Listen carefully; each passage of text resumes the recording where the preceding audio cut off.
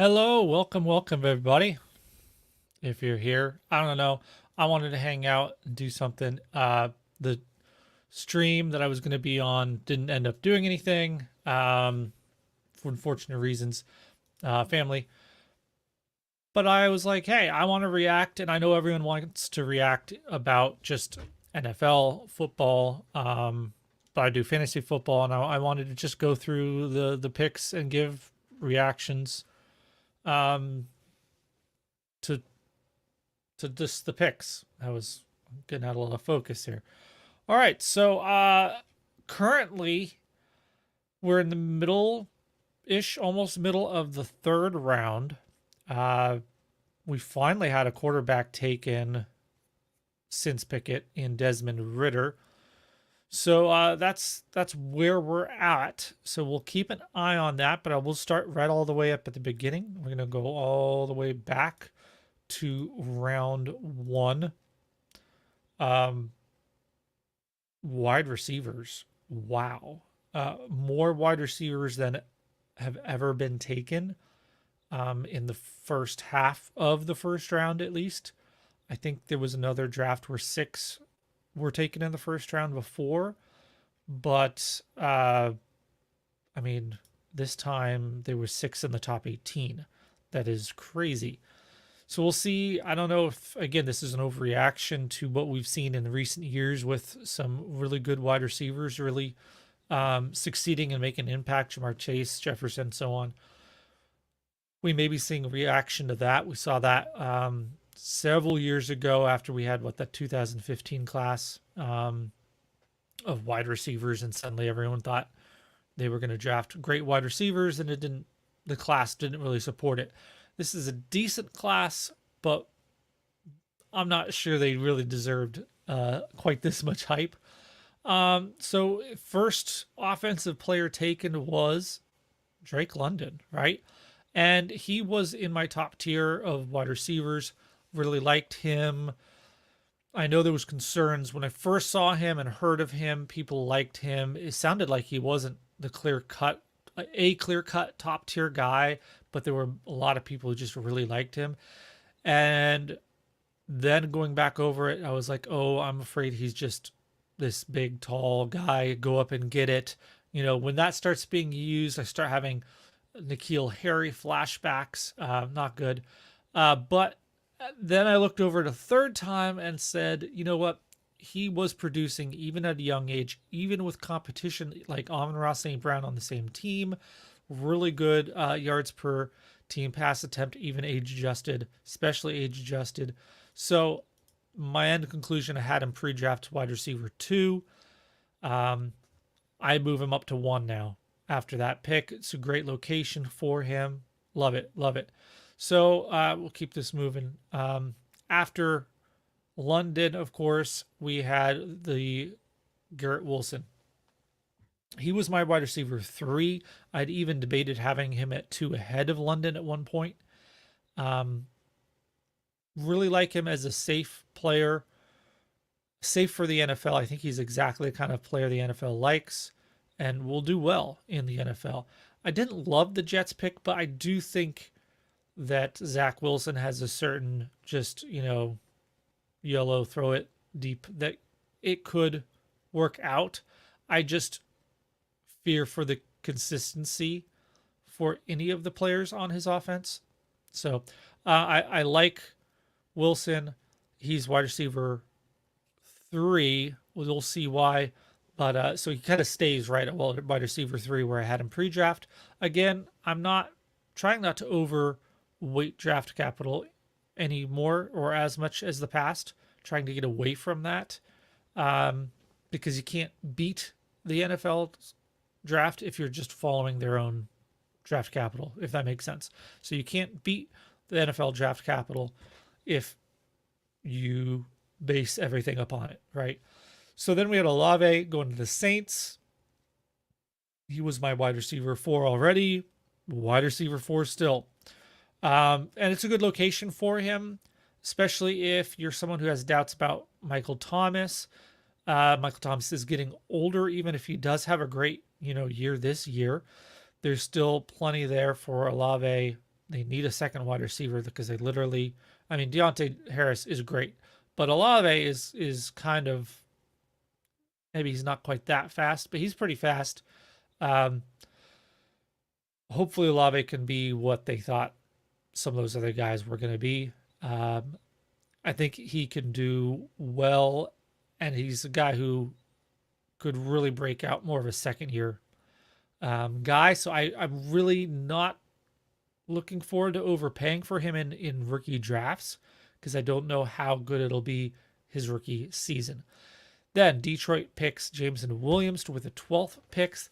Jameson Williams continues to be, I don't know, I've said it from the beginning. He can either be Waddle or he can be Ruggs. Like, in the sense that he is this fast receiver. He's fairly tall, 6'1.5" if I'm going off memory, but only like 179 pounds. Like, it's really weird. I mean, I got Devontae Smith being a little bit shorter and also light. I don't get this really long, lanky, thin dude. He's fast though. So, all right. And so anyway, I have in my pre-draft a few guys ahead of Jameson Williams, but none of them get taken for a while. Except for one who's ahead of him still. We'll get to him. Obviously, it's Burks. But Jameson Williams, he does probably move up to my wide receiver 5. Just my first reactions. I was kind of going over them here before I jumped on. Then we had at pick 16, the Washington Commanders took Jahan Dotson. I get why people like Dotson.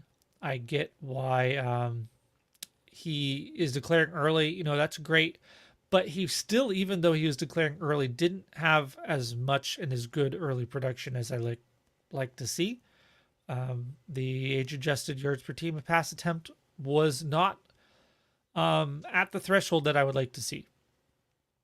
I'm not sure what else to say or how else to say that. So I think he can be good there. I think he can do well, can play well for the Commanders as an NFL player. I don't have any fear of him, taking over for Terry McLaurin. McLaurin's going to be just fine. I have no fears of competition from Dotson. Dotson can only help the team in the offense and therefore in a way help McLaurin. He's not going to be good enough to take things from McLaurin. Then the Tennessee Titans, big trade, A.J. Brown. I guess I could get into some of the reactions with the trades. I guess right before this, we had the Marquise Brown to the Cardinals, which is actually, I think, really interesting. Could be really good for Marquise Brown. I'm not sure he'll ever have as good a season as he just had, at least the first 2/3 of it. Meanwhile, Rashawn Bateman, I like Rashawn Bateman. That's fantastic for him. I mean, not that he needed it, but I don't think they're going to be passing quite as much as they did last year, as long as the running backs stay healthy, can get healthy. But at the same time, it is nice to know that a guy is going to be the top priority. So it's not so much about vacated targets or target share or anything like that. It's more like I just want to know that Rashawn Bateman is his go-to wide receiver. I mean, Andrews is probably his go-to receiver until proven otherwise, but at least Bateman can be next after that. Whereas he was kind of third, because I still do think Lamar Jackson really liked Marquise Brown, for good or bad. I think a little bit for bad. So maybe this is a good thing, a net positive for the team, for Lamar. Stop chucking it and not connecting. Start moving the chains with Bateman. First 8 receptions or 8 first downs, right? I think that's what they need more of. All right. Treylon Burks taking 18. AJ Brown, big trade. AJ Brown I have no problem with AJ Brown. I love Jalen Hurts. I'm a little upset I'm not going to be able to get him cheap in drafts because a lot of people didn't like him, and I completely understood the fear that he's just going to get replaced next year. But at the same time, it seemed clear, and then this move proves it even more that the Eagles want to give Jalen Hurts no excuses, you know. And AJ Brown is a kind of receiver that doesn't need Jalen Hurts to be this amazingly precise pocket passer kind of thing.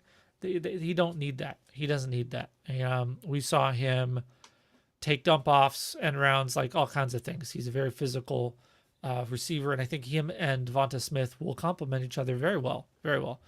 So it'll make things easier on Jalen Hurts as a whole.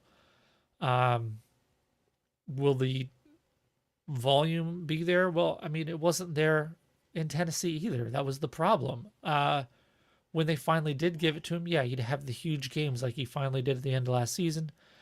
If you managed to have him and start him and still be in the playoffs with him. But I don't think much changes. He's still a top 20 wide receiver, 16 most likely, with top 12 potential. All right, then we finally had a quarterback going to the Steelers. Kenny Pickett. I heard some very good analysis by a few different people pointing to the connections between the Steelers, between Tomlin. Mike Tomlin's son played with Pickett. There was all kinds of connections that pointed towards it being Pickett, not Willis. Obviously, that doesn't matter if a team really thought Willis was the best and was really good. It wouldn't matter. Hey, I'm glad you played with my son, but I'm not going to risk my entire career based on that. If you really think Willis is better, they didn't. Apparently, not a lot of teams do so far. So Kenny Pickett, probably not going to be starting right away. You're looking at a situation, probably a little bit. I don't want to use this. And I don't want to use this example because the outcome was not what I see happening here, which was Justin Herbert getting picked a little bit late, going in, going to be behind Tyrod Taylor, right? Tyrod Taylor gets hurt, and we know the rest is history. I don't think Pickett comes in like that, but I do think he is going to be expected to be behind, maybe a Baker Mayfield behind Tyrod Taylor. Again, Tyrod Taylor. Maybe that would be a little bit better example. Again, injury is what it took, and that's what it will take for Pickett until you get past midseason and they're out of it, and then maybe they'll put him in there by their own volition. But injury could always force it from Trubisky. We'll see. Yeah, that's about it for. I'm going to talk a little bit about quarterback later, and I'm going to have to do some more research to prove this out. It's going to be a little interesting. I'm going to have to come up with a creative way of doing it, but I think I can. Just about quarterbacks, and does it really matter? I mean, obviously it matters where they're taken, but our QB rankings and draft pick values just complete social construct. We as a community convinced ourselves that a bunch of them were really good last year, so we drafted them high. This year we convinced ourselves that these guys weren't good, and so we're taking them late. Meanwhile, if Willis just gets picked at all in the third round here, I have no more confidence in Willis being good than I do Justin Fields. Like, I don't know. And maybe there's quarterback gurus out there who are shaking their head right now and being like, no, it's obvious Fields is better. But I don't know. How we've seen so many quarterbacks taken late first and not in the first. And I know we say, oh, that was back then with Tom Brady. No, we've got Dak and we got Russ and Jalen like I said, Justin Herbert fell and Mac Jones slipped in the first. Yes, those were the first still. But again, I would want to rank it by see how the second, third, and fourth quarterbacks taken in each class, regardless of where in the draft, but just the nth quarterback taken and compare their successes.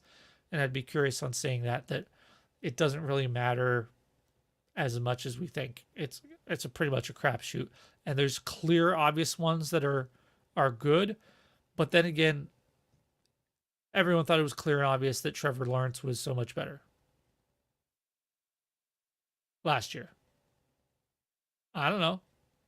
Are we sure anymore? All right, moving on down. We finally get to, I guess that was it for offense in the first round. Yeah, that was it for offense in the first round. So let's jump to the second round. I'm going to take a peek at what's going on here. Yeah, nothing since the Ritter pick. So we'll get to it. All right, so to start off the second round, the Packers took Christian Watson. I think this is a reach. It is. I think Watson has serious red flags. Could he be good? Sure. But he is very raw.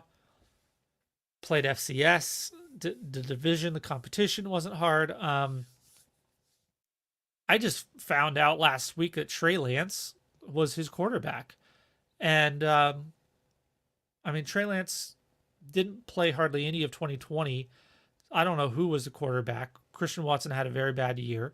So maybe there's something there. His previous season, which was Watson's big breakout season, his sophomore season, that was Trey Lance's good season, and he was good with him. So it's possible there's more here than I think, but I fear that he's just kind of being propped up by a good combine. I think he's essentially a mixture of Equinemius St. Brown, not Amon-Ra, Equinemius, and Marquez Valdes-Scantling. These fast outside guys. It's who the Packers like. It works for their offense. He will possibly be good for them, but I don't think he'll be what you want him to be for fantasy, if that makes sense. All right. Then we finally had running back Breece Hall taken. I missed it live. I was putting the kids to bed. But it's the Jets. They trade up and get him. So what do we think about this? Yeah, we're flying through the others. We're going to take some time on this one. All right, this is your possible 101 in your rookie drafts. Is he anymore, though? Is he still your rookie 101? I think he is for me. Still is. Sorry, Michael Carter. You're not competition. You're not. So Breece Hall comes in. He can do all the passing work Michael Carter could. And he's a better runner. Like, he's just all around better. That offense picked up some more weapons, as we've seen already, with Garrett Wilson. They already got Elijah Moore. Second year with Zach Wilson. So I really kind of like this spot. It wasn't one of my top. It was like top 5 in my landing spots. I think it was like 5th. Behind some of the obvious ones, but there's work there. I kind of pegged it as being more of a running back by committee situation. But if you're taking a guy high enough, then it's not a committee anymore. If he's made the workhorse primary lead back, then that changes that a lot. So I like it.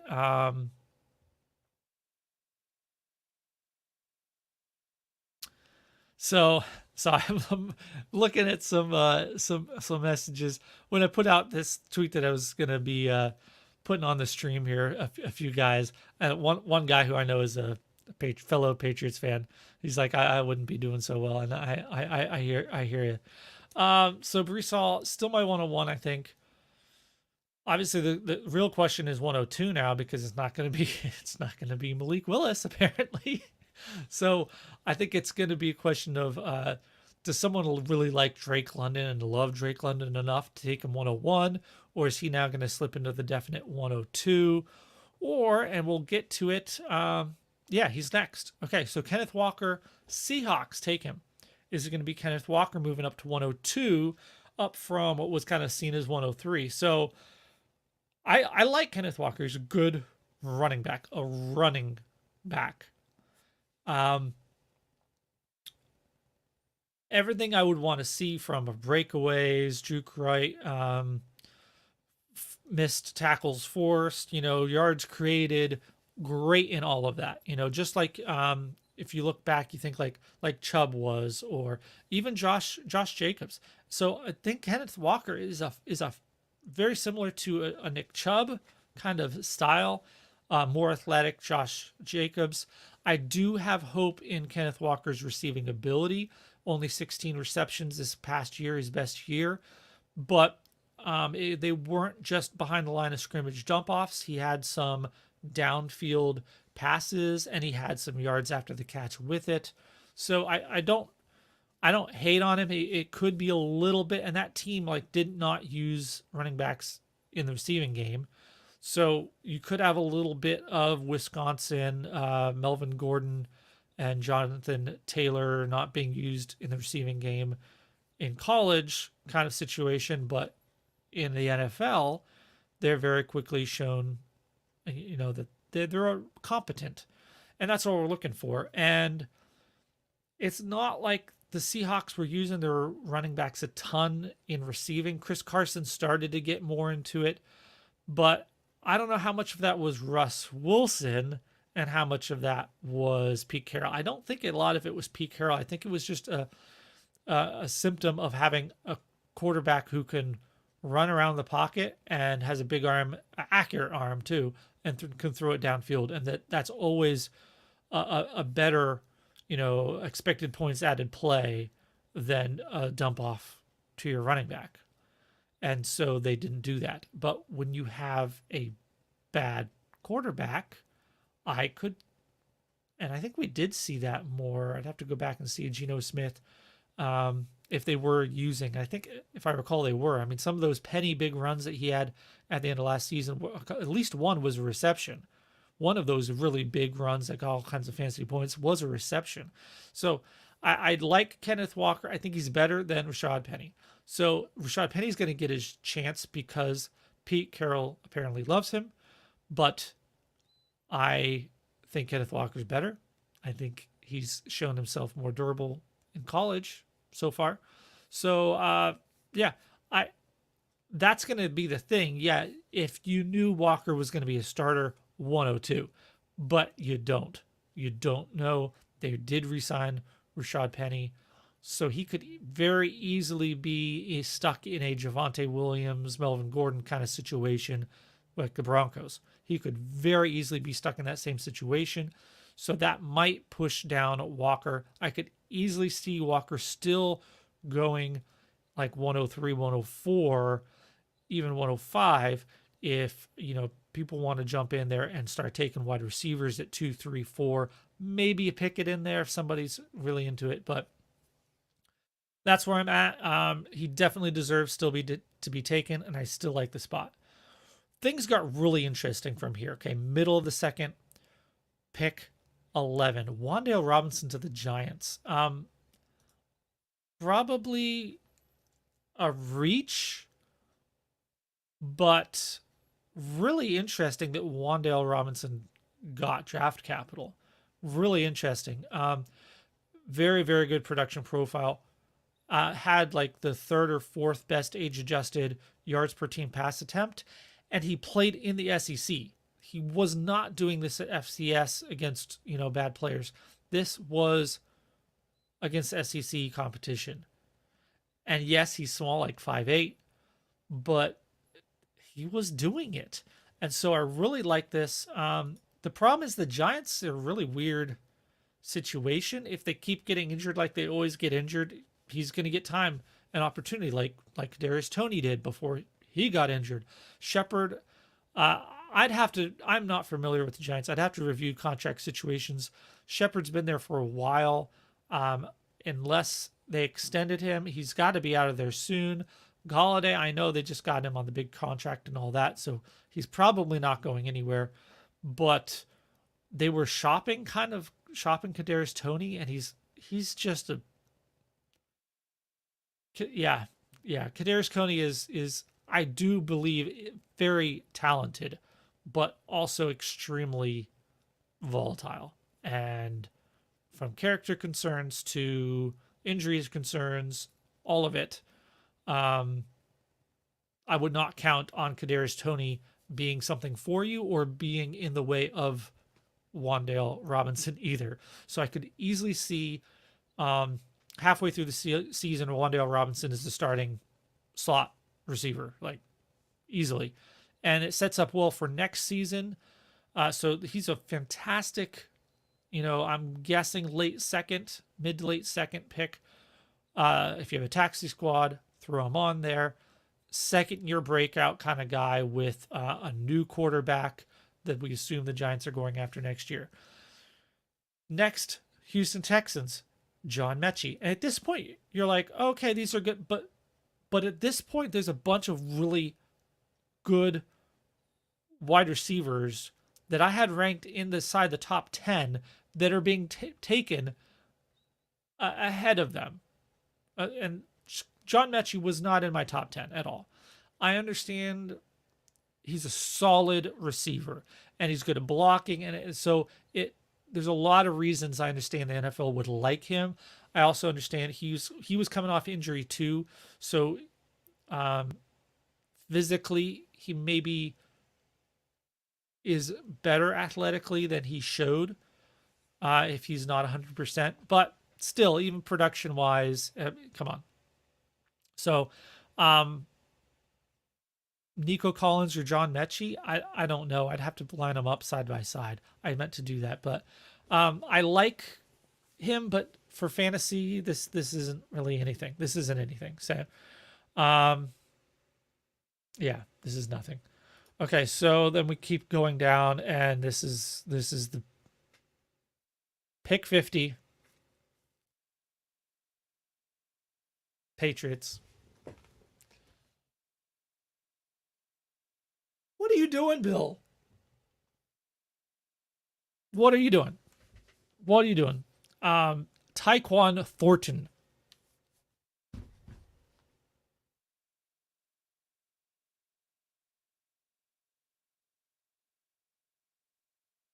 Tyquan Thornton is like Chinese off-brand Jameson Williams. He's tall and thin and fast. That's about it. I'm not sure if he's even thick enough to be trained to be our new gunner for special teams. Like, I don't know. Obviously, Nelson Aguilar wasn't fast enough anymore. I thought Kendrick Bourne was doing pretty well. There was some advanced metrics that showed him actually connecting really well last year towards the second half of the season with Mac Jones. We could have had George Pickens. We could have had even better. I thought Skye Moore. I was predicting at this point George Pickens, and that George Pickens would flame out because he was just the absolute perfect kind of player to go to the Patriots and then disappoint for just inexplicably, or I don't know, get arrested for something. I don't know. But Skye Moore would have been my preference as far as an actually good player. And that's who they traded. They traded up to get this pick with the Chiefs. And then they take Tyquan Thornton. I don't know. 3 picks later, George Pickens gets taken by the Steelers. Which means he's probably going to be good. So, yeah, there's that. Really crowded, but wow.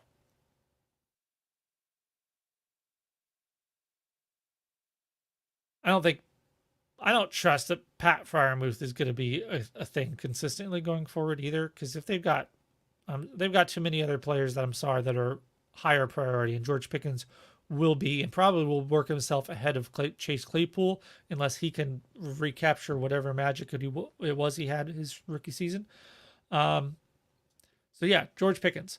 The only pick worse than the Tyquan Thornton pick, Justin, was Alec Pierce next by the Colts. Like, He doesn't even have the things that make the Tyquan Thornton pick at least like kind of interesting, right? At least Tyquan Thornton ran a 4.28 and had a 36-inch vertical, 130-inch broad, like 110 height adjusted speed score. Like even for being, oh, sorry, he's not short. I was thinking short. He's not short. He's long. I said that earlier.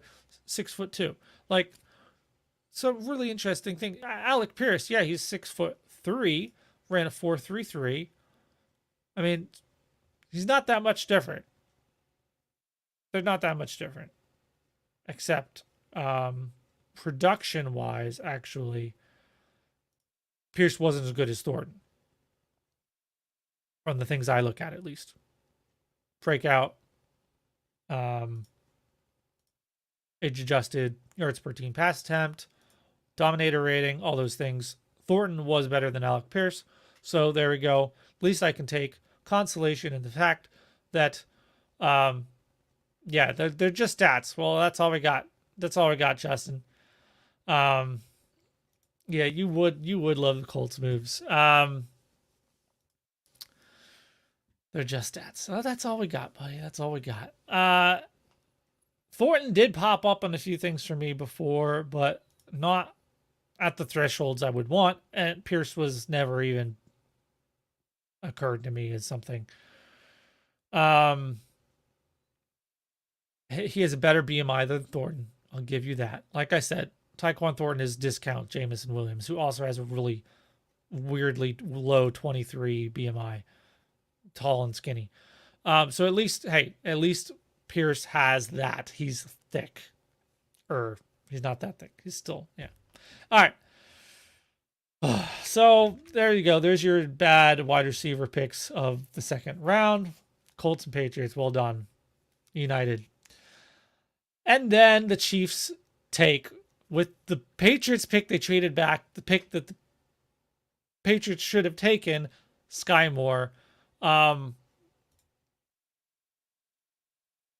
does the entire NFL just, like, you got them to trade away Tyreek Hill. You created this situation with the cap and everything and the wide receiver contracts that there's this just wide receiver Armageddon going on. And yet,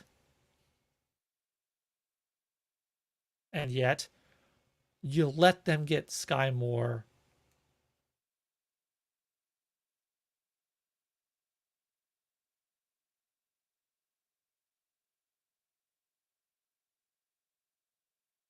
Like, they're going to keep contending. This is, you deserve what you get, NFL, including the Patriots. Like, Skye Moore is not a Tyreek Hill. And I'm not saying he's Anquan Bolden, but he's more of that style of player. He's also very raw, hasn't been playing that long. I think the ability that he had shown in a short amount of time of playing football and what he hit on the thresholds that I look for, along with only at least the very strict thresholds that I like, he still hits them. Like the age adjusted yards per team pass attempt is above 4. He's like the third best in this class. Like, he has a whole bunch of the things that I like looking for that have really good correlation with NFL success. Things that Tyquan Thornton and Alec Pierce don't have. Yeah. So Skye Moore, and now he's got the landing spot that everyone's going to be all excited about. He's probably going to be my wide receiver 6 still, even though he doesn't have the draft capital of others. I really like him as a player, and yeah, he's got a good quarterback, and they need a receiver. So call that landing spot overreaction if you like. It's based upon the first evaluation that he's good, because he has to be good to take advantage of it. But I think he's good, and there's plenty of opportunity there for him to take advantage of. So love Skye Moore. I will love taking him with my, 108, 109, whatever, those kind of picks if I had them. So actually I have a 110 I traded for. So Well, I'd love him there. He may even start getting taken before then, um, because there's not quarterbacks to fill in. We're gonna have like basically one QB drafts this year. All right. Then Trey McBride gets taken first tight end off the board. Arizona Cardinals. Good for them. Zach Ertz, they have another year here, at least one, I think. But that's a great player to have behind. Really like it. A perfect taxi stash, as all tight end rookies are. Always keep them on your taxi squad. And then nothing until the very end. Buffalo Bills finally take that running back everyone's wanted them to take, and it's James Cook. This is a great pick. I really do think it is. The only thing is he's the receiving back, and he's a much better receiving back than just about any other of these receivers, running backs. But I'm not sure how good of a just pure running back he is. I really thought that they would have been better off taking a grinder and leaving Singletary as the receiving back. So it'll be really interesting to see if James Cook can capture all of that receiving work and also take groundwork. And I am getting bombarded with messages that Malik Willis to the Titans. So let's see. Yes, pick 322. There he goes. I said that before, guys. You guys can say it because they were asking me about Tannehill trades. And I said, Tannehill is good enough that he's a good starter, but not good enough that I'm not convinced they won't take a quarterback. And I thought they were going to do this way back when, I can't remember which move it was, but they had traded up at some point, I think in the second. And I thought, hey, maybe that's it. But, well, for a moment, I thought even way back with the A.J. Brown trade. That didn't happen. That's where they took Burks. Malik Willis with Burks. Obviously, Tannehill's going to be there. So Malik Willis is no longer a year one starter. This is it's Justin Fields. It's the Bears. That's what it is. And so I fully expect him to drop a good bit in your rookie drafts.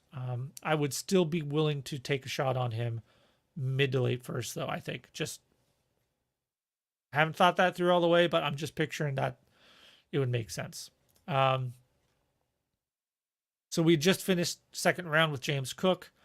I'm interested to see if James Cook can get rushing work, or if they bring in someone else, even, and if they make him a full, all-purpose back. I don't want to say workhorse or anything like that necessarily, but we know that the Bills like to throw the ball. When you have a good quarterback like Josh Allen, you should be throwing the ball, which is why, it didn't make sense. So the Cook one is really interesting. I think you could see him starting to jump up in rookie drafts into the middle. If someone's really into to running backs over wide receivers, that's who they're going to go after. And I don't think it's a reach. I don't think this is a Keyshawn Vaughn situation thing. I think he's more talented than that, at least in the receiving. But it's going to come down to if he's good enough as a running back to fully unlock that potential, or if he just gets used as the third down back. We'll see. I'd be interested to see their moves going forward here. If a grinder gets involved here, that could start taking that kind of work. Chicago Bears, as we go into the third round, take Velus Jones. I remember looking at him briefly. Why was I looking at Velus Jones? What jumped out about him? Guys, this is the part of the night where I'm just going to be like, win the third round, finishing it up. You had any questions about players, about stats, because that's what I can do. Hit me up. Trying to find Velus Jones. I can't even find him. There he is. All right. Why did Velus Jones pop out to me or stick in my memory? Maybe it was his memory. He ran fast-ish. Yeah, fast. That's fast. 4.31. That's fast. That was probably it. One of the highest height adjusted speed scores in this class.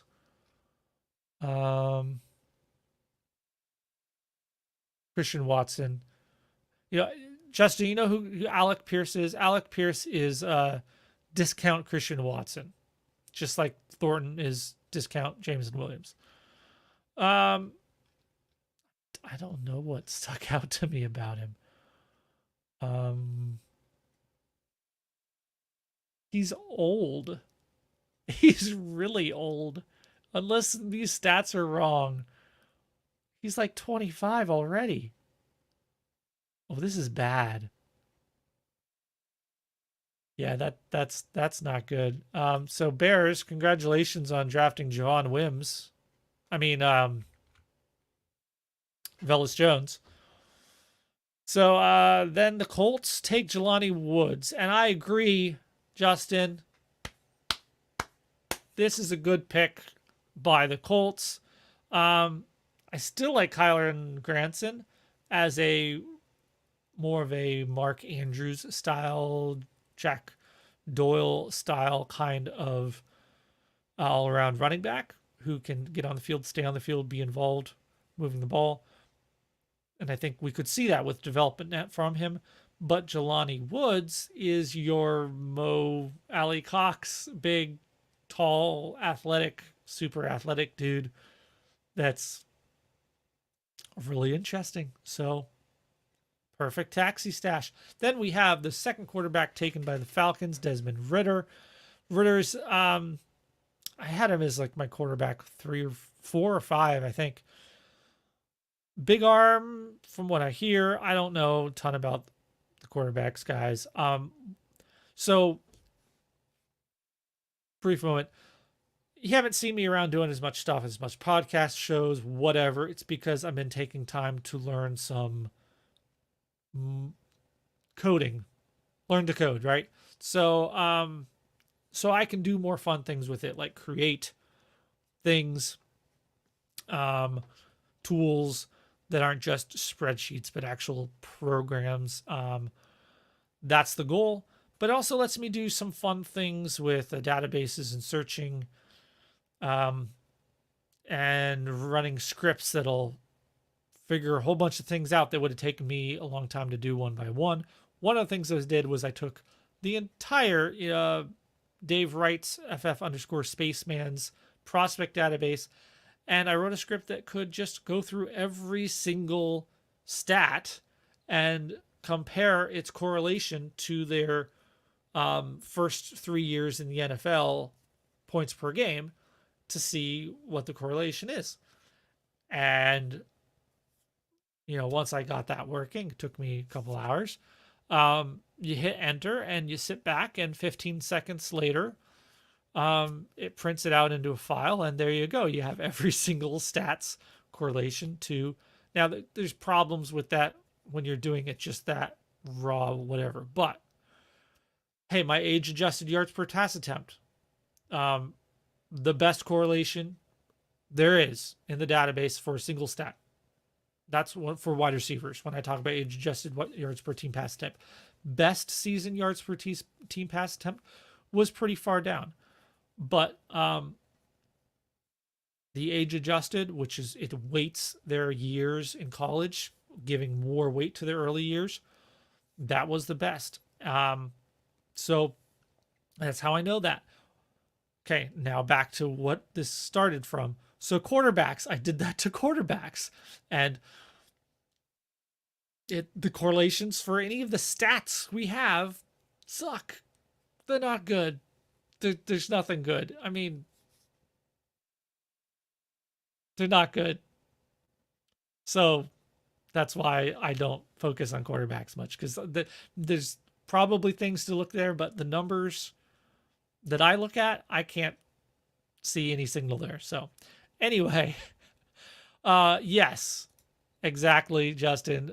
Jelani Woods, big Reds, but that's what Mo Alley Cox is. So again, I think, and the Jelani Woods was not very productive in college. So he is Mo Alley Cox. Like he's going to be good in 2 years, 3 years kind of thing.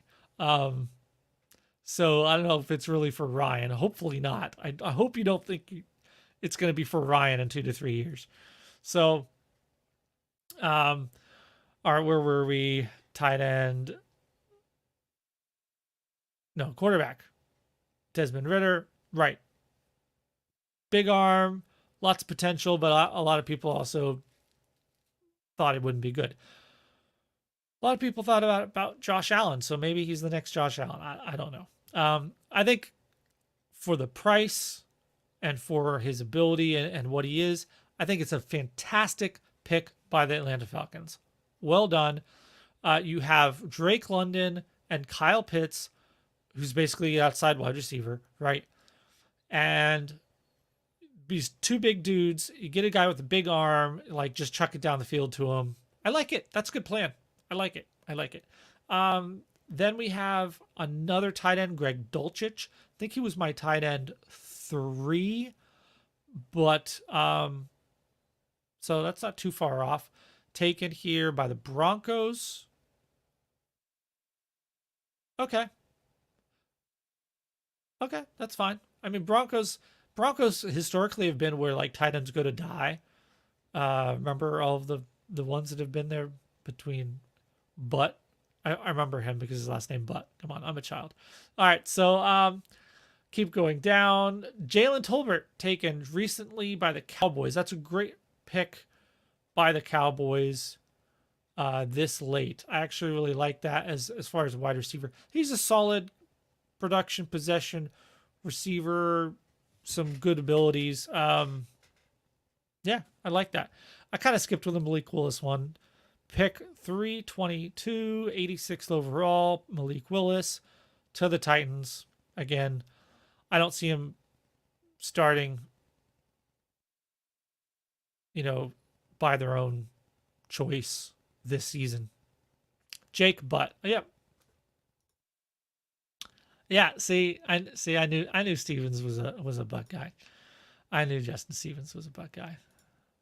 Oh, you're 8. Okay. A little older than me then. All right. So that's where we're at. Actually, I thought that we'd be done by the time I got all the way through all of them. But we're not. We're at pick 27 in the 3rd round. Buccaneers are on the clock. So we still have and then we've got all the compensatory picks, which there's a lot of them this year. A lot. So there's 41 picks. Yeah. So I'm going to go back and look here. Let's go look at Jalen Tolbert a little bit more. I had heard a few people say good things about him, people that I listened to. And I remember looking at a few things, and I think I've slotted him somewhere in the teens in my pre-draft, kind of just so I had him on there. Not super fast, 4.49. Good size, 6'1", 194. So he's not super heavy. It's just kind of a decent, good burst there, but had some solid production numbers. So this is just an all around guy. Probably not going to be a very fantasy relevant guy, but they needed that, just another player to put in there since they've lost so many other receivers. So he might get a chance. Let's talk about who hasn't been taken. Let's talk about who has not been taken. So with these, let's see, we're on 27. There's 41. There's 14 more picks here. So who hasn't been taken that I'm surprised? So David Bell, I would love to see taken. I really thought he would go ahead of some of these guys. I really don't get it. I know he wasn't that fast, but we've seen Jarvis Landry and others post even slower, and they weren't actually that slow. Maybe they have data because they have the tracking and with the college and all the things now that they can actually get real raw miles per hour. And maybe they were like, he really actually is that slow, even game speed. I don't know, but he's just kind of one of these solid players. But he's putting up the best age-adjusted yards per pass attempt in this class, the best, above 5, and the correlation for that is ridiculously high, at least for a wide receiver. There's not a ton of things that have super high correlation, but that's one of them. The other one I'd love to see taken is Justin Ross. And I wonder, that's what I wanted to look at. So do the Jags have any more picks this round? Jacksonville Jaguars. They do not. I would love to see the Jags pick Justin Ross up, put him back together with Trevor Lawrence. That would be fantastic. Justin Ross had a really, really good freshman year. Then he got injured, and he's still been dealing with injury even this past season. I don't think he was fully healthy when he ran at the combine. At least he was healthy, but not maybe optimized, right? So I ended up keeping him as my pre-draft wide receiver 10 just because of how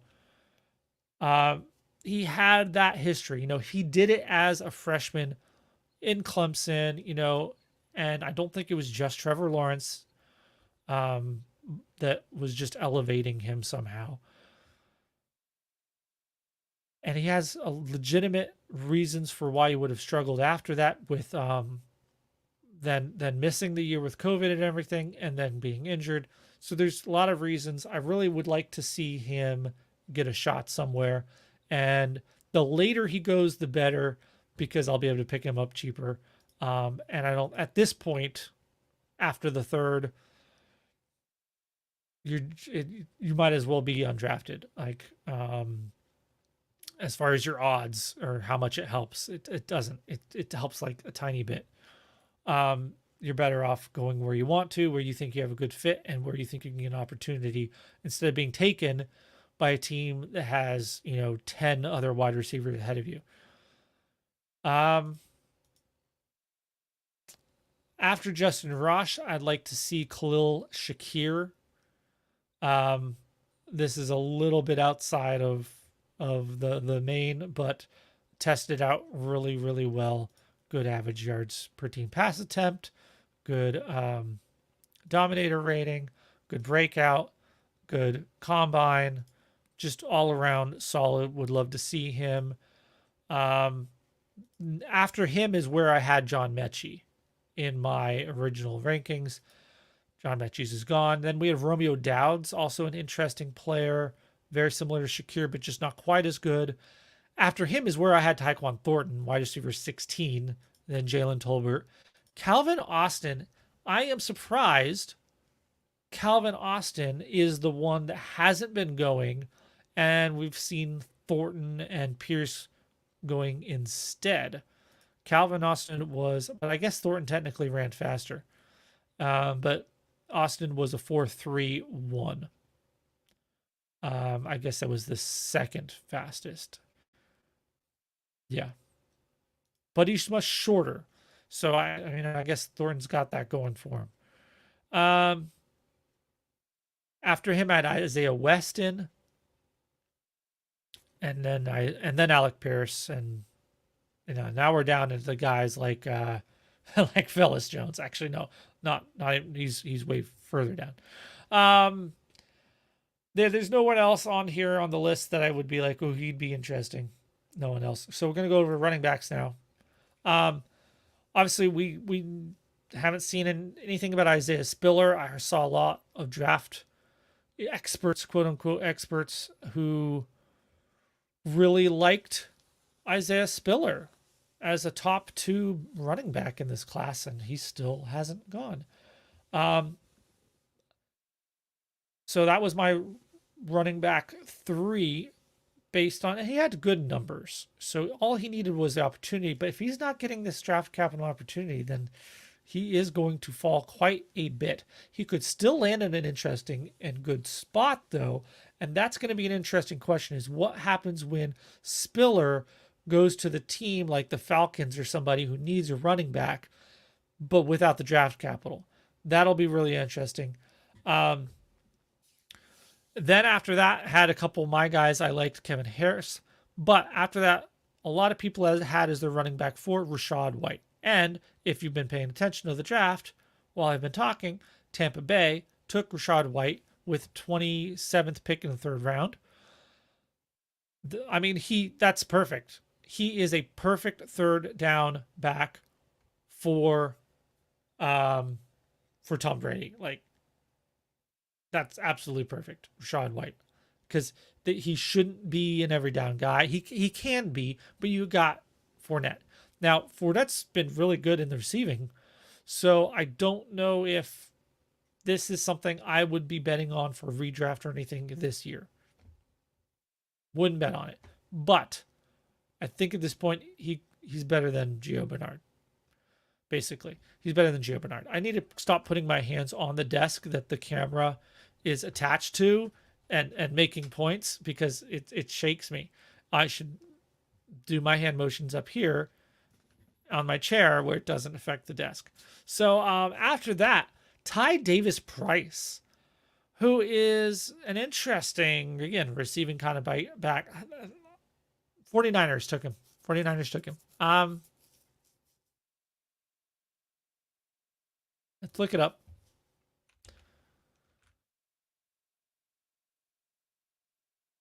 Where is he? Jeez, he's way down here. Where is he? I know I had him on here. Ty Davis Price, right? Yeah, okay. Ty Davis Price. All right. So, I mean, he shows up in some things. 4.48 40 time. I don't even have a height weight on the dude. What? Oh, I'm looking at my. Hang on. I'm looking at the wrong thing. This didn't get updated. So anyway, yeah, that's interesting. I would have liked to see. I mean, it's the 49ers, so they're just going to use him how they're going to use him. I'm trying to remember, who was that? Jasper. I can't remember. This seems like he's just that, a receiving guy, but as long as somebody like Elijah Mitchell can do it and he's healthy, they're going to use him instead. So I don't have a big issue with this. So I'm going to look up here, Ty Davis Price. Yes.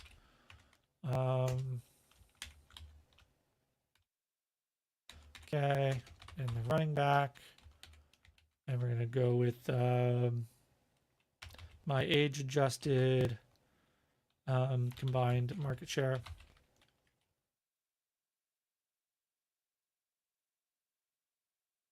And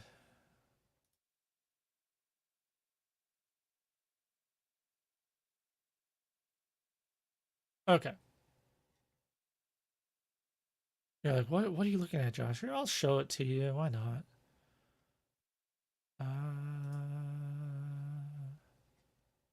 Yeah, there we go. Share screen. That's the screen I share. Bring this over here. So, that's not going to work. Okay, that works. So you run the script and it spits out a bunch of names. All right, anyway, what I'm looking for is Ty Davis. Yeah, it's not amazing. This has one of the best correlations, the stat that I'm looking at right now. Okay, but what about?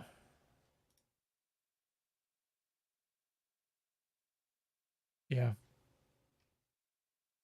I was running this very specific search earlier, so it's not really set up for this. I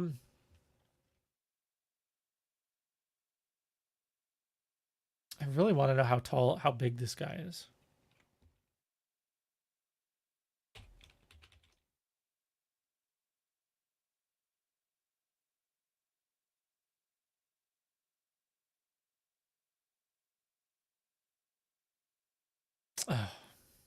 Again, I fail.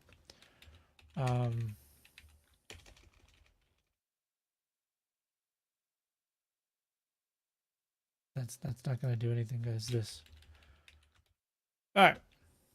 This is riveting, isn't it? Okay. There we go. Now I have this year's class. And how tall is Ty Davis? He's 6 foot. Okay. I don't know. Don't get it. All right. Anyway. Let's go back to the draft. Matt Corral just got taken. Carolina Panthers. that is perfect. That is absolutely perfect. That seems like a Matt. That seems like a Panther pick. I mean, he just seems like he's a Darnold or anything. Anyway, needs work. Developmental quarterback. That's all I know. Like I said, what do I know about quarterbacks? I would love to see like Sam Howell go behind Brady with the Bucks or something like that. Like that would have been cool to see him get developed. He's definitely someone who needs to be developed, but could be good. The Commanders are coming up. Maybe they go for developmental guy behind Wentz, or even the Lions. We've got the Broncos on the clock right now, so I could see those. But we were talking about running backs, right? So running backs that haven't been taken yet. Pull this back up. We were talking about, obviously, Spiller hadn't gone. Rashad White has gone now. So that's interesting. And after that, I had Kevin Harris. I really like him. A lot of really sneaky good production. Very physically good. There's injury reasons for why he doesn't have the more recent production. But if you're willing to go back and look at his younger age, his seasons, and give him a little bit of a chance with his age and injury. I mean, he's not old now, but I'm just saying his injuries, and let him have a chance coming into the NFL recovered and not hold that against him. I think Harris is a sneaky good back this class. Then I had James White. Okay, he's gone. Then you got this middle class of Keontae Ingram, Sincere McCormick, Tyler Beatty, and Brian Robinson. I like those guys still. Keontae McCormick, Sincere McCormick are definitely your classic kind of running backs, but not inept in the passing game. But definitely, well, McCormick is a little bit, but Ingram's very well rounded. Robinson is an Alabama back who was behind, other guys, and then finally got his chance, but didn't do a ton with it from what I could see. I know some people who like him, but I didn't think he did a ton with it. So I don't know. We'll see where any of these guys go. A lot of people were talking about the middle class of running backs in this year as if they were actually pretty good or pretty deep. I don't agree that much. Like the seventh best running back in this class might be better than the last couple of years, seventh one, but it's also kind of irrelevant. Like, I get it. Like, we're not getting one where the seventh guy is Kamara or something like we were getting 2017. It's not that kind of class. It doesn't have that depth. All right, so the Lions are on the clock. It'd be interesting to see if some of these teams who need a quarterback or they have a bridge quarterback like a Goff or Wentz, if they start taking shots on the quarterbacks that have fallen. Malik, obviously already picked, I'm saying, but he fell is what I meant. With Corral gone, that pretty much leaves Sam Howell, like I mentioned before, for quarterback, or maybe Carson Strong if somebody really liked him. But that's pretty, and Bailey Zappi. Sorry, there was also Bailey Zappi, which isn't much. Sam Howell would be a great pick for either of these next two, the Lions or the Commanders, as a developmental guy. Would be great. Would be really, really, really good. So we'll see where they go. We didn't really cover tight ends, but I only had here, let me pull up my, so you're not just looking at me. These were my pre-draft. So McBride went first, Dulcich went second, I had him third, and Jelani Woods went third, and had him fourth. Isaiah Likely's still out there. Very good receiving tight end, and not a small guy, not a super small. I'd have to double check that. Right? I should double check that. I say things sometimes off memory and then it's wrong. Yeah, 6'4", 6'4.5", 245. Yeah, he's a good sized dude. This isn't a 6'2", 6'1" tight end, which is weird and dumb when it happens. Sorry, that's what I think. It's just weird when you're like, dude, there's like 3 wide receivers on your team taller than you. You're only a tight end because you aren't as fast and you weigh more. Pretty much. That's it. Which isn't really good things necessarily. I guess for blocking it's good, but so I'd like to see Likely going. Then I have Cole Turner, Kolar, and Widemere just because his production was so good. But dude, he stunk it up at the combine. Totally sank all shot. He'll get undrafted, free agent signed somewhere, I'm sure, but wow. One of the all-time like shoot yourselves in the foot combine performances. Actually, wasn't even at the combine. It might have been his pro day. Either way, it was bad. You can see where the ranks I have. I'm gonna do something here. Oh no. I'm gonna highlight guys have been taken, and then yeah, and then you'll have a little bit of idea. I'm going off memory here, so tell me. I didn't even have Jalen Velas Jones. Yeah, I didn't even have him on there. There. So the bold guys have been drafted. Like I said, we got David Bell, Justin Ross, Khalil Shakir. Be interested to see those guys. Spiller, Harris, Keontae, all that. And Sam Howell's the quarterback who's still out there. And Isaiah Likely is the tight end. So they're really taking their time with these last picks, aren't they? Like they was flying earlier, and now they're taking a long time. Really, guys?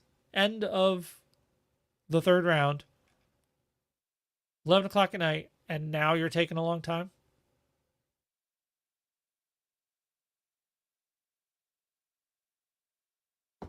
I guess no one had any stat questions.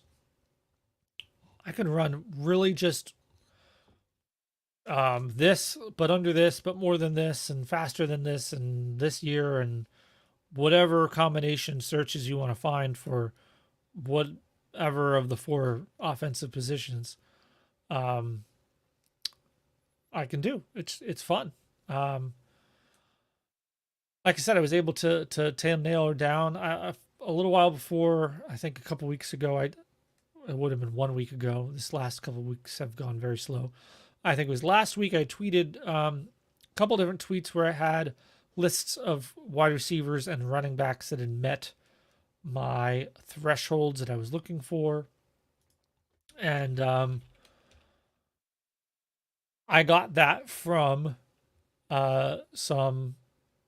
some of these searches with a lot of different parameters, meaning they had at least, this 4 age adjusted yards per team pass attempt, and at least this and at least that, and were taken in the top 3 rounds of the draft, and so on. And so I did all those, and obviously I cut out the draft and NFL points per game requirements for the when I had narrowed it down as giving me the results I wanted. I took those things out of there just to see which rookie receivers would possibly qualify if they were taken in the third round. So that had some interesting results. So I wanted to look up that really quick here, if this will cooperate at all. Things are running very slow. Something about the NFL's website, it sucks. Basically, something about how it sucks.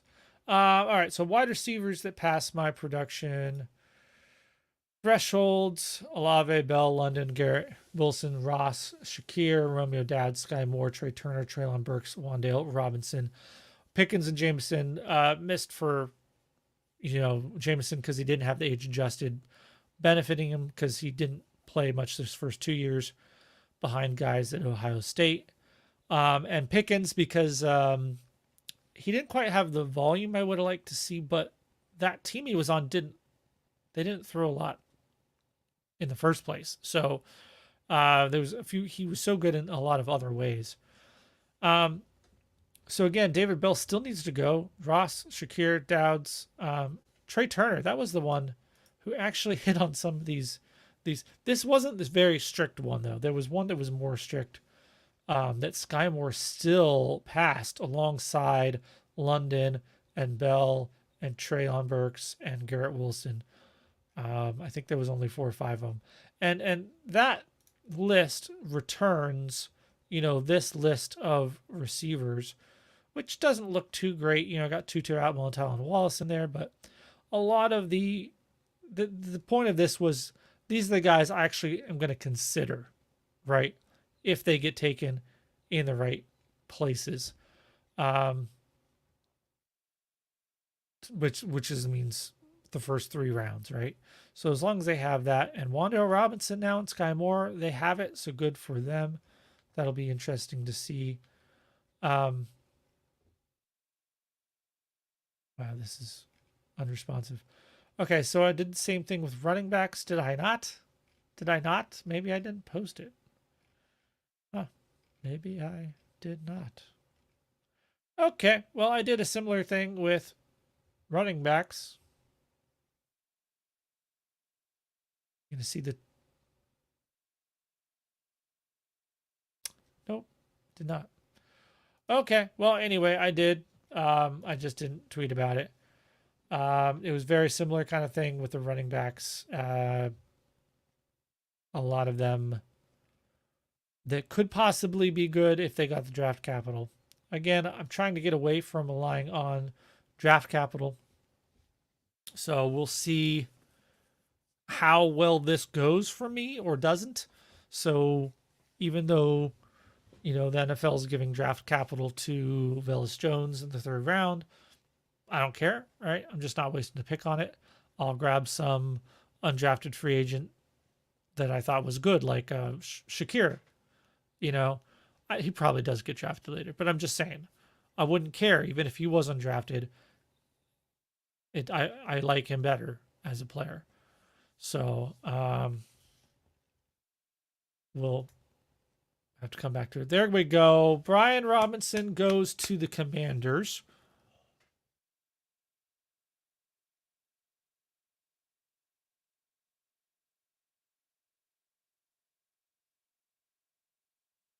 That's a dead end. He's not better than Gibson. I mean, Gibson has his issues. I'm not a Gibson enthusiast, but I am hopeful for him. I've encouraged what I've seen. David Bell to the Browns. That is a good one. That is a very good one. Like, who else do they have? David Bell is a big, he's not huge, but he's a good big possession receiver. We've seen Deshaun Watson pepper that kind of receiver in Hopkins. And I'm not saying he's as good as Hopkins, but that is an excellent pick. David Bell, I will have David Bell everywhere if people let him into the 2nd round. I will have David Bell everywhere. I really like that. He still made it inside the 3rd round. This is fantastic David Bell to the Browns. Well done, Browns. Yes. Finally, we have something good, guys. Finally, we have something good. Yeah. Okay. There's people on Twitter actually suggesting that Brian Robinson means R.I.P. Gibson. That's just I have a hard time taking some people's analysis as a whole serious based on particular takes that they have, and I try not to do that too much, but sometimes you just have to wonder, like,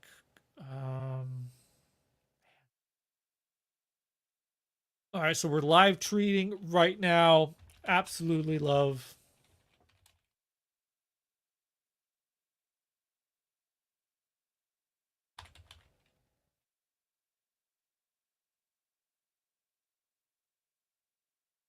Absolutely love Bell to the Browns. Perfect. Love it. One of the best picks of the night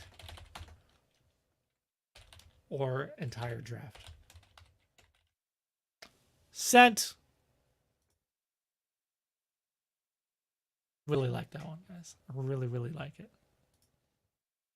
Ekballer, you know, he tweets, "This is the best thing that could have happened to Bell." Yeah. It was David Bell to the Packers, where that whole Davante Adams comparison could really, really blow up, right?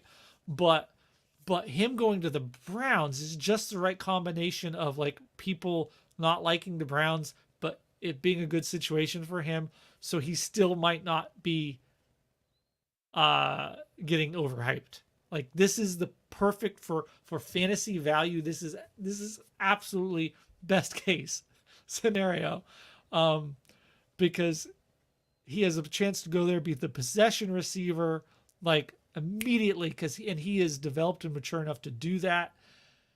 And it's the Browns, and people aren't going to be excited about it, but they haven't seen the Browns with Deshaun Watson. And yeah, I know that's a whole other thing with Deshaun Watson, and does he even play right away this year?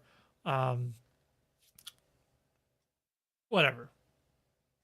Not whatever is if I don't care, but in this topic, on this subject, it's irrelevant. Whether it's Watson at the beginning of the season, whether it's Watson at the end of the season, next season, either way, it's still good. Whether it's Baker or somebody else, in the meantime, I don't care. It's still good. I will be drafting him in early second round. Love it. Love it, love it, love it. This will be one of those cases where, again, is my draft process going to elevate the guys I like, or is it going to just follow draft capital? And I will stick with me liking him. I had his wide receiver 9 in my pre-draft, I believe. I've already moved things around, so actually I can't look at that. It doesn't fit. We're gonna have to go to my tweet and see the original here. Yeah, here it is. Here it is. 8. I had his wide receiver 8 ahead of Dotson and right behind Williams. That could easily be where he ends up, but it might be tough to put him ahead of Dotson. You know what? No, it's not tough to put ahead. I thought about it, and nope, not tough. Yeah, it wasn't tough at all. I did it very easily. David Bell, wide receiver.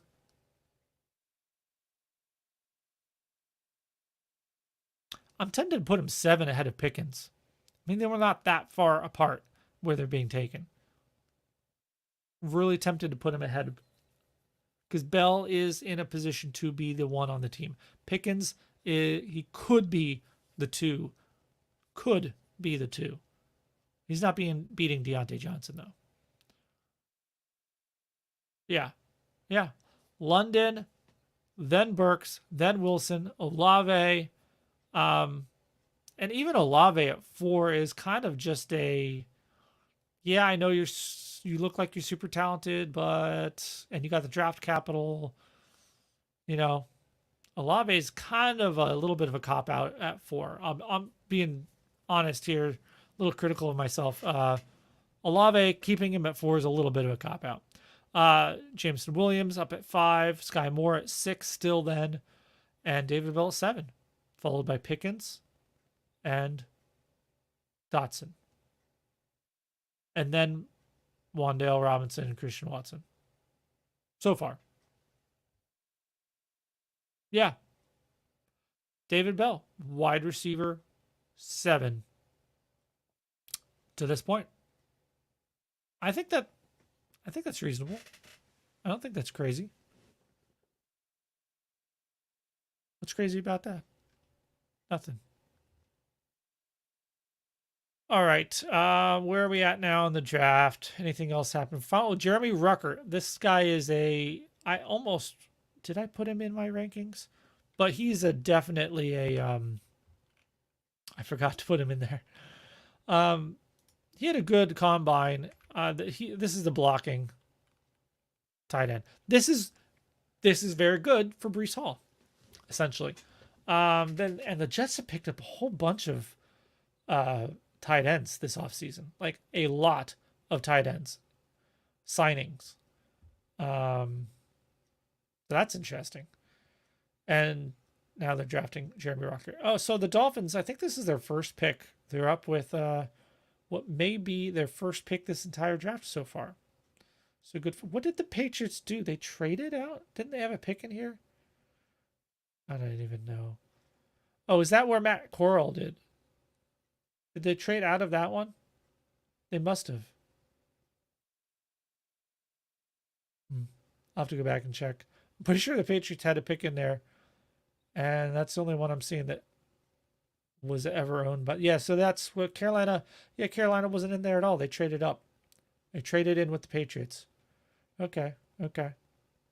This class is pretty deep. I don't know if you've heard people explaining it, but there's a lot of players who didn't come out or would have come out last year or the year before that are actually in this class. And so this is like a class and a third instead of being one class. Yeah.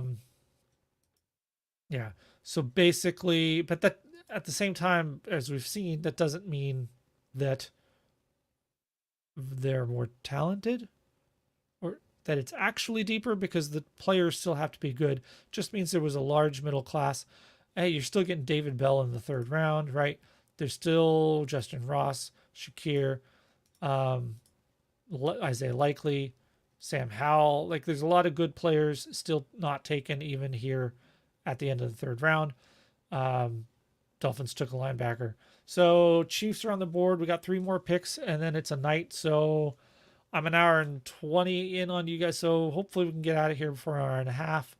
I'd love to hang out here until it's all the way through just in case. Let's see. Chiefs, Rams, Niners. So Chiefs could go for another wide receiver here. I mean, they really do need it. I mean, Pringle is like, I don't even know. Did he get arrested or something?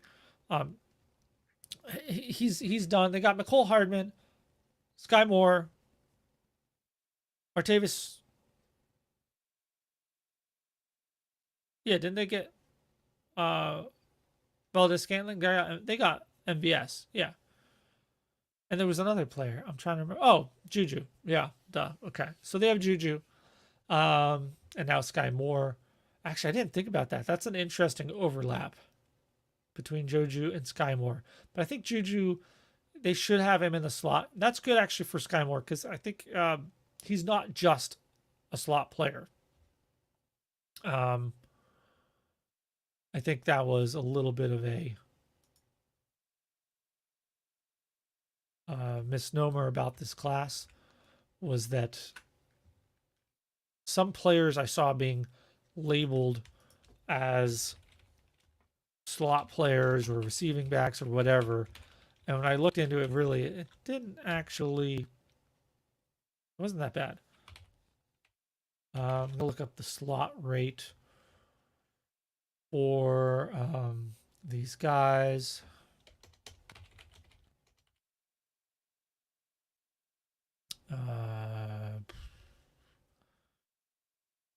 Okay, what's that called? Is it average? Average slot rate.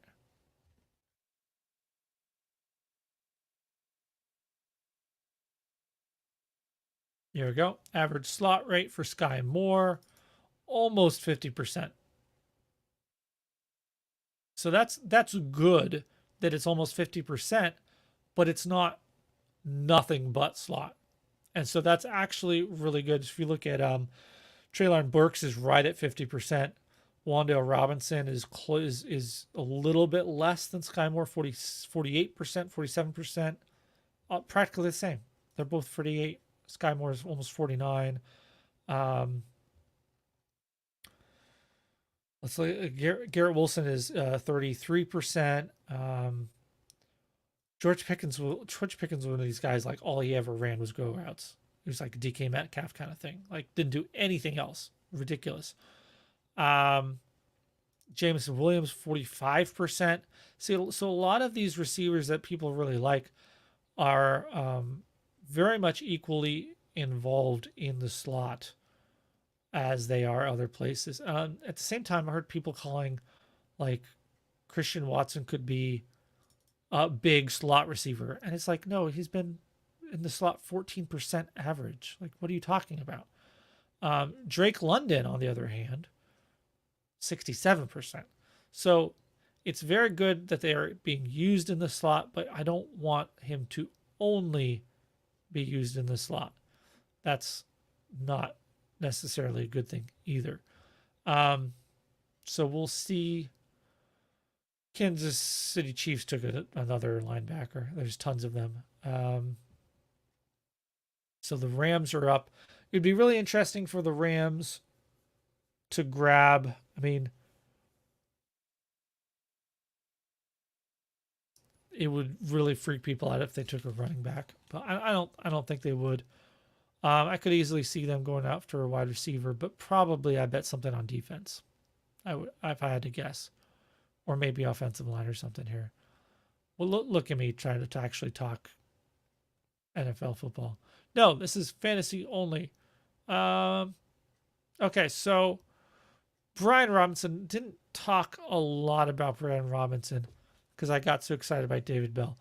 The reason, look, they took a guard. The Rams took a guard. I told you all line. So Brian Robinson, he's 23 years old. He's old. So is Rashad White. So we had two old running backs taken here in the third. And he wasn't all that. He ran pretty good, 4.53 speed, 40. That's pretty good. Yeah, it's all right. And he's a taller guy, so he actually had a really good weight and height adjusted speed score. So he had a good speed score, but the production, obviously, if you're looking across his career, it's going to look bad. If you try to age adjust it, it's going to look bad, just like Najee Harris did. But even when you just look at his best season, when he finally got the chance to do it all, it still isn't that great. It still wasn't that great. So I don't know. Niners are on the board, on the clock. This is the last pick of the third round. We've got like 20 seconds to go until I've been on here an hour and a half. I bet I could find the pick. I bet it's already in by now on Twitter. They've already all moved on, talking about other things. So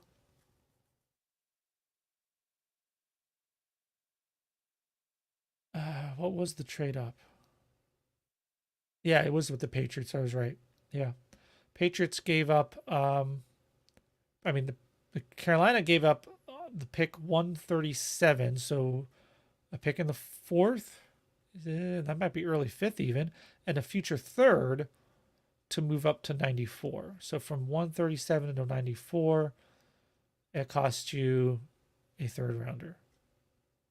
Yeah, not bad. Patriots just do that almost more than anyone. And it's great. It works out. And they can take stupid picks that they probably shouldn't take. Um, I just wish I think they could get a little bit more out of that, but oh well.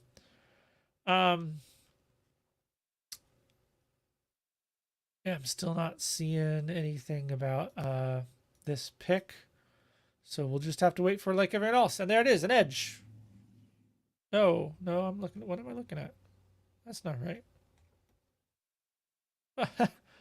It jumped into the third round. So I was suddenly looking at the end of the third instead of end of the second round instead of the third. All right, Danny Gray, wide receiver.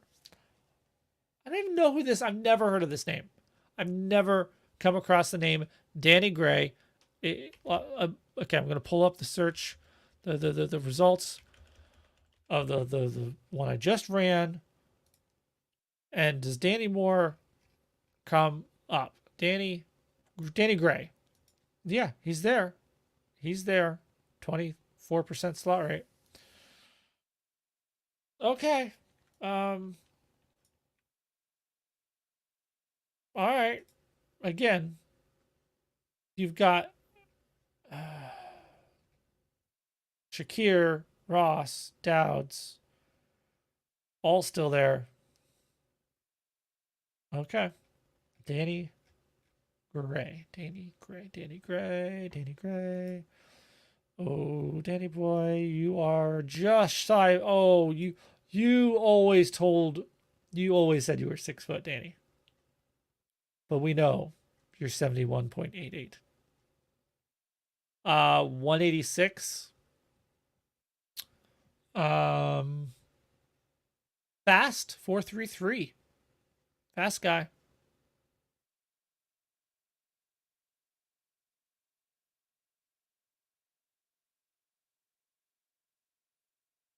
I don't get it. All right, guys. Hey, thanks for hanging out. Actually, we're over an hour and a half now, so I don't know what happens. I don't know what happens. So that was fun going through all these players. These are the more relevant players. Well, I'm sure we'll pick through in the next four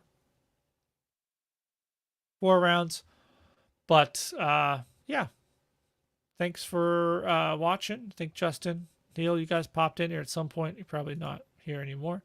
So give me a follow at FusionFFB on Twitter.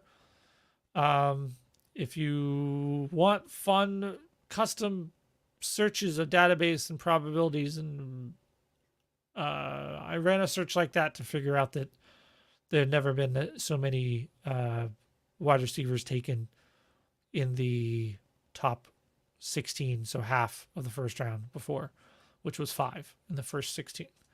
I can do all kinds of things like that, probability correlations. I mean, percentile of a player on a certain stat. I can do that. And you're like, well, that's basic. Well, yeah, I know, but I'm just running the script so that I can actually now put that into a program. And if you've seen.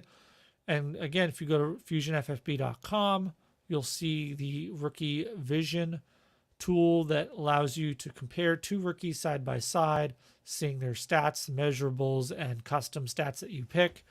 It's in a spreadsheet doing that, and it works. But I can do that with a program with when I'm coding. But first, I have to write a script that finds a player's percentile, so I can show you the percentile. And then it can do it for all of those, just like the spreadsheet is doing it for all of those. It's the same thing, really. You just have to figure out how to tell it to do it. So if you got anything fun like that, you want me to look up, anything to do. Let's see, Dennis and I were talking the other day. He was asking about contested catch rates and stuff. I was looking it up for him. So there's all kind of fun stuff I can do. If you have any questions, give me a shot. I was afraid I wasn't going to be able to do projections this summer, but I'm hoping I can, because I've figured out that as my project for learning, that's how I learn, is you just pick a project and build something and learn along the way. I might just build a projection like sheet page program. I don't know what you want to call it. I might just build one, and that'll be my practice, and I'll be able to do projections at the same time. So, all right, guys, thanks for joining me. Thanks for hanging out. Enjoy the rest of the draft tomorrow. I will not be around in the morning, and I'll have to just check out what happened later. Don't get too excited about landing spots unless it's David Bell to the Browns, and Skye Moore to the Chiefs. It's still really interesting we didn't see many other running backs, and that Brian Robinson was the technically fifth running back taken because of Ty Davies' price. Oh well. See you guys.